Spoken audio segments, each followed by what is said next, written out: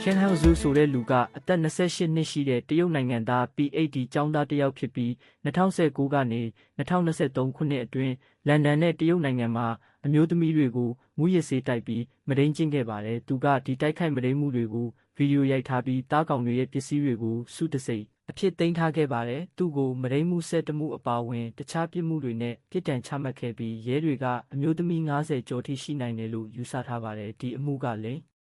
ပိုင်းဆိုင်ရာကျူးလွန်ခံရသူတွေကိုယုံကြည်ဖို့အရေးကြီးတယ်ဆိုတာထင်ရှားစေပြီးမူရစ်စေးအသုံးပြုမှုနဲ့နိုင်ငံတကာနယ်နိမိတ်ကျော်လွန်မှုတွေကြောင့်ပိုရှုပ်ထွေးတဲ့အမှုတစ်ခုဖြစ်ပါတယ်။ရဲတွေကနောက်ထပ်သားကောင်တွေကိုဆက်ရှာဖွေနေစေပါ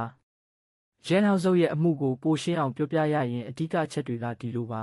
။ပြစ်မှုကျူးလွန်သူကတော့ရန်ဟောင်ဇုတ်အသက်28နှစ်ရှိတဲ့တရုတ်နိုင်ငံသား PhD ကျောင်းသား University College London ဘက်ကမှာပညာသင်နေသူဖြစ်ပါတယ်။သူဘာလုပ်ခဲ့လဲ။သူကအမျိုးသမီးတွေကိုစနစ်တကျမူးယစ်ဆေးတိုက်ပြီးမဒိန်းကျင့်ခဲ့ပါတယ်။ဒီတိုက်ခိုက်မဒိန်းမှုတွေကိုဗီဒီယိုအများပြားရိုက်ထားခဲ့ပါသေးတယ်။သူပြုကျင့်ခဲ့တဲ့လူတွေရဲ့ပစ္စည်းတွေကိုစုတစိမ့်အဖြစ်သိမ်းထားခဲ့ပါတယ်။ပြစ်မှုတွေဘယ်မှာလုပ်လဲ။မဒိန်းမှုတွေကလန်ဒန်နဲ့တရုတ်နိုင်ငံမှာဖြစ်ခဲ့ပါတယ်။ဒီပြစ်မှုတွေက2019ကနေ2023ကြားတွင်ဖြစ်ခဲ့ပါတယ်။သူကမူးယစ်ဆေးတွေကိုအသုံးပြုပြီးအမျိုးသမီးတွေကိုမတော်တဆဖြစ်စေကခုခံနိုင်စွမ်းမရှိအောင်လုပ်ခဲ့ပါတယ်။လူမှုကွန်ရက်နဲ့ချိန်တွေ့ဆက်ဆံရေး website တွေကိုအသုံးပြုပြီးအမျိုးသမီးတွေကိုရှာဖွေခဲ့ပါတယ်။ဘယ်လောက်ထိလဲ။သူကမဒိန်းမှု17မှုနဲ့ပြစ်ဒဏ်ချမှတ်ခံခဲ့ရပါတယ်။ရဲတွေကဒီထက်မကတခြားအမျိုးသမီး90ကျော်ရှိနိုင်တယ်လို့ယူဆထားပါတယ်။သူကတခြားပြစ်မှုတွေဖြစ်တဲ့လူကိုမမြင်ရအောင်လုပ်တာအကြမ်းဖက်ပြတဲ့ပုံတွေတင်ထားတာမတရားဖန်ချုပ်တာလိမ်ပိုင်းဆိုင်ရာပြစ်မှုအတွက်မူးယစ်ဆေးတွေတင်ထားတာတွေနဲ့လည်းပြစ်ဒဏ်ချမှတ်ခံခဲ့ရပါတယ်။စုံစမ်းစစ်ဆေးမှုနဲ့တရားရေးလုပ်ငန်းစဉ်သက်သေကတော့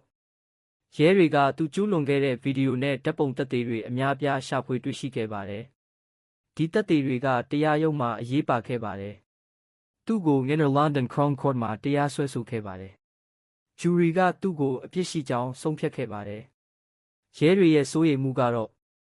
မြို့တော်ရဲတွေကအမျိုးသမီးတွေအများကြီးရှိနိုင်တယ်လို့အရန်စိုးရိမ်နေကြပါတယ်